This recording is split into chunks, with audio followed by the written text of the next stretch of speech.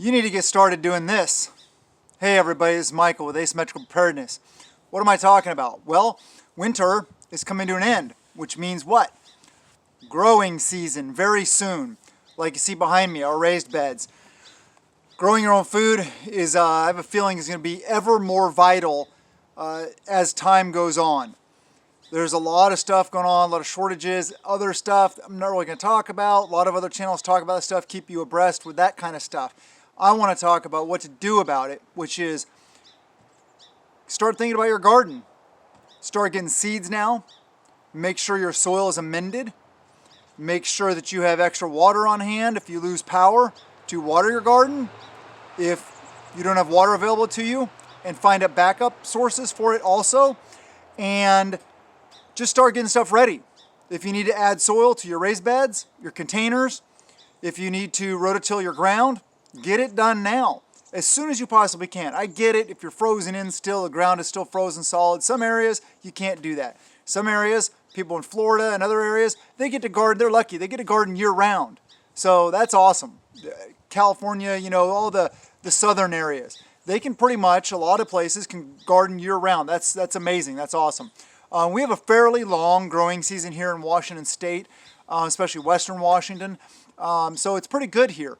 But I've been going around, I've been making sure the soil's amended and stuff like that, especially things like where I grow my tomatoes.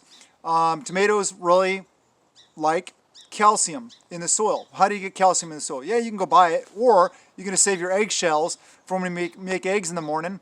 Let them dry out. I usually just put them in a paper plate, let them dry out for a couple days, then I crunch them up in my hands, then I put them in the coffee grinder, turn it into powder, and then I sprinkle the powder, mix it into the soil where my tomatoes grow.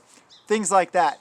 Proactive, not reactive. We need to start thinking about these things ahead of time so that we're not behind the power curve when it's time to start planting.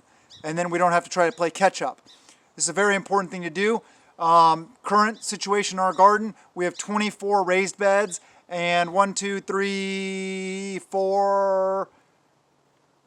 in-ground areas, as well as fruit trees. We have 3 plum trees. We have 6 blueberries. We have 4 raspberries. We have 16 huckleberry bushes that I brought from the woods back over there and transplanted in my yard in different places around my raised bed. Because what I like about berries and fruit trees is they're really low maintenance, and you don't need to, dig them up, replant them every year. They keep growing back year after year, producing food, which is very important. Strawberries are good for that also. Those are strawberries that I planted last year from runners from my neighbor, actually. They're the same strawberries that I had that I allowed to take over one of my beds. I had planted 4 plants in this little box at the front of the bed. Well, they grew up and took over the entire bed last year. So I'm going to have an entire bed of strawberries, plus another bed of strawberries over there, plus that area of strawberries over there. So we should have a lot of strawberries this year.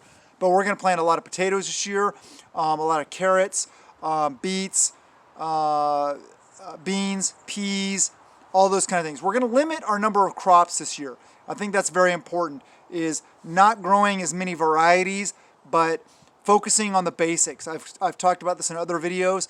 The caloric dense foods, the massive producers, things like that produce a lot of food to sustain you and your family if things get bad. So that's very important. So I hope you guys are proactive about this, taking a round turn and getting this stuff done now. It is very important. So thank you guys very much for being here. Thank you guys very much for your support. Thank you to all the people out there that noticed that I was gone, when I was in YouTube jail. And thank you for letting me know that I was missed. I appreciate that. Yeah, so we got a lot of good things coming. I'm trying to get reinvigorated with this channel and with prepping. Kind of went through a downtime. Being slammed with censorship, that really sucks. I mean, it does. It's mentally draining. But I'm here. I'm going to stay here, and we're going to do the things. I love you guys. Have a wonderful day, and blessings to you and yours.